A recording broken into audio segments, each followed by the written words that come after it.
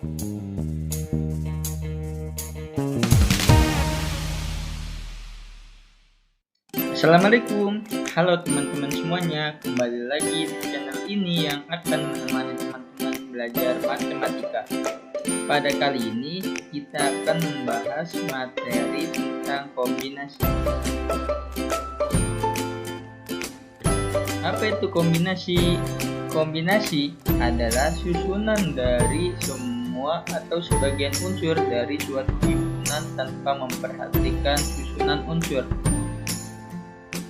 Kesimpulannya, kombinasi ini tidak memperhatikan susunan unsur. Dengan kata lain, kombinasi tidak memperhatikan urutannya unsur.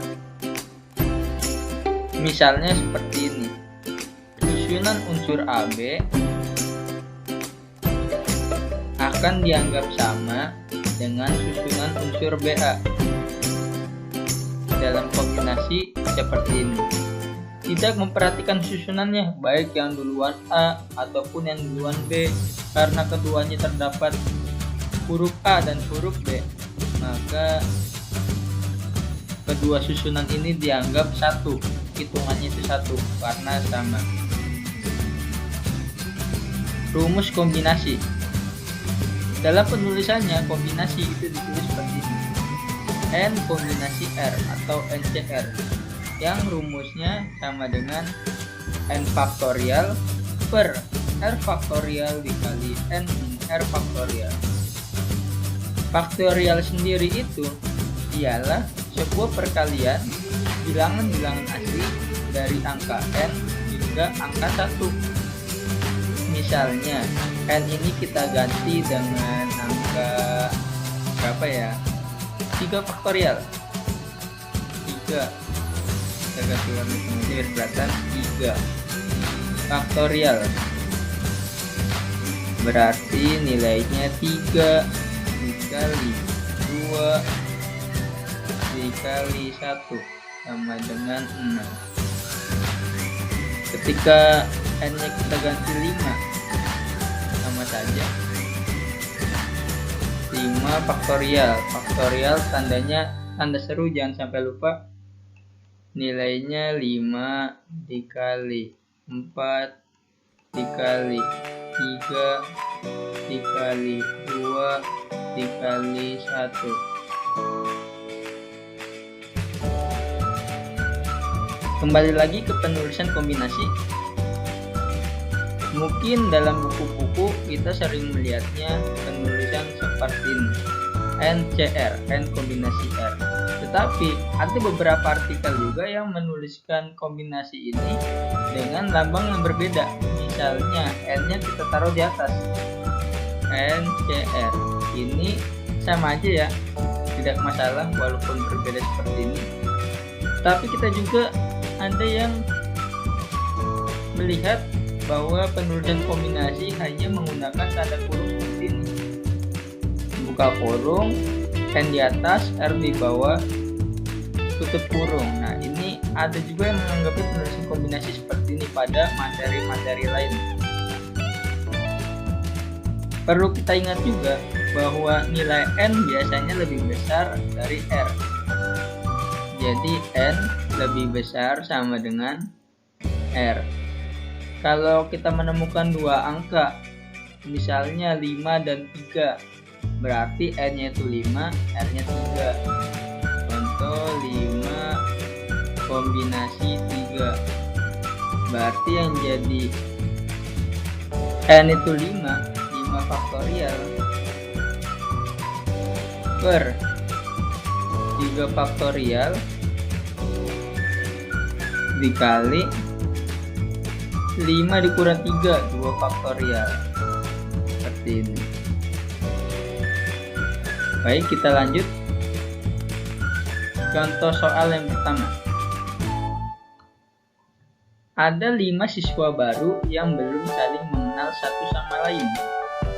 Apabila mereka ingin berkenalan dengan cara berjabat tangan, maka banyaknya jabatan tangan yang akan terjadi sebanyak. Ketika kita menemukan jenis soal seperti ini, kita tentu menggunakan rumus kombinasi. Karena Untuk berjabat tangan ini kita tidak memperhatikan urutan. Misalnya ketika siswa A berjabat tangan dengan siswa B,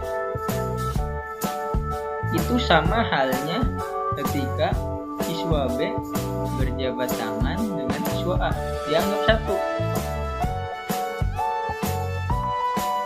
Berarti dalam kasus jabat tangan ini kita sudah dipastikan menggunakan rumus kombinasi, bukan permutasi. Sekarang kita jawab. Untuk N-nya itu 5 dan R-nya itu 2. Karena ketika berjabat tangan kita membutuhkan 2 orang, bukan 3 orang, bukan 4 orang, bahkan juga 1 orang. Jadi harus 2. Berarti jawabannya 5 kombinasi 2, 5C2. Sama dengan N-nya itu 5, 5 faktorial per R-nya itu 2 faktorial dikali N min R, 5 min 2 faktorial, sama dengan 5 dikali 4 dikali 3 dikali 2 dikali 1 per 2 faktorial itu 2 dikali 1 dikali 3 faktorial, 3 dikali 2 dikali 1. Ini bisa kita coret aja langsung. Shred, tinggal 5 dikali 4 20, 2 dikali 1 2, 20 per 2 sama dengan 10. Gampang banget ya. Next kita lanjut ke soal berikutnya. Diketahui himpunan A sama dengan 1, 2, 3, dan 4. Jadi anggota-anggota himpunan A atau elemen-elemen himpunan A itu ada angka 1, ada angka 2, ada angka 3, dan ada angka 4. Tentukan banyak himpunan-himpunan bagian dari A yang terdiri dari 2 elemen. Ketika kita menemukan jenis soal seperti ini juga, kita tentu menggunakan rumus kombinasi. Asalnya, himpunan bagian yang terdiri anggota 1 dan 2, yang terdiri dari anggota 2 dan 1 itu dianggap sama, hitungannya cuma 1. Jadi dalam kasus soal mencari himpunan bagian, kita udah otomatis nih, ini menggunakan cara kombinasi. Sekarang kita jawab. Untuk N-nya itu ada 4 angka, 1, 2, dan 3, dan 4. Dan untuk R-nya ada 2 angka, karena yang ditanya itu yang terdiri dari 2 elemen. 4 kombinasi 2 sama dengan 4 faktorial per 2 faktorial dikali 4 min 2 faktorial.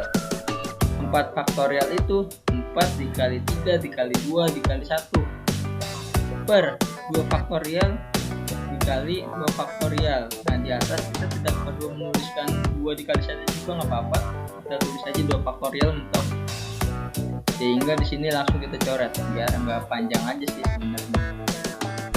Berarti 4 dikali 3 12 per 2 faktorial atau 2 dikali 1 12 per 2 sama dengan 6. Masih gampang juga. Sekarang kita lanjut ke soal yang ketiga. Dari 10 siswa di kelas akan dipilih 3 siswa terbaik. Banyaknya kemungkinan yang menjadi 3 siswa terbaik sebanyak. Mungkin kita agak bingung nih ketika menemukan soal seperti ini, apakah ini menggunakan kombinasi atau menggunakan permutasi. Baik, ketika kita bingung, kita harus perhatikan pertanyaannya. Di sini banyaknya kemungkinan yang menjadi 3 siswa terbaik. Untuk menjadi 3 siswa terbaik kan misalnya ada juara 1, juara 2, juara 3, 3 siswa terbaik. Ini kita tidak perlu tahu untuk siapa yang peringkat pertama, siapa yang kedua, siapa yang ketiga. Ini 3 siswa aja, 3 besar aja. Berarti karena tidak memperhatikan urutan, kita menggunakan kombinasi. Beda halnya ketika yang ditanya kemungkinan yang menjadi juara 1, juara 2, dan juara 3, menggunakan permutasi karena diperhatikan urutannya, siapa yang juara 1, siapa yang juara 2, dan siapa yang juara 3. Sekarang kita menggunakan kombinasi antara 10 dan 3, 10C3. 10C3 sama dengan 10 faktorial per R-nya itu 3, 3 faktorial faktorial dikali 10 min 3 faktorial. 10 faktorial itu 10 dikali 9 dikali 8 dikali 7 faktorial. Stop sampai sini aja, nggak usah panjang-panjang karena nanti di bawahnya akan ada 7 faktorial juga. Karena sama-sama ada 7 faktorial, kita bisa langsung coret ini. 10 dikali 9 dikali 8 per 3 faktorial itu 3 dikali 2 dikali 1. Kita bisa coret-coret juga nih biar nggak ngitung panjang. 3 dibagi 3 1, 9 dibagi 3 3, 2 dibagi 2 1, 8 dibagi 2 4. Berarti 3 dikali 4 12 dikali 10 120. Kita lanjut ke soal berikutnya. Suatu klub badminton yang terdiri dari 5 putra dan 3 putri akan dibentuk pasangan ganda campuran.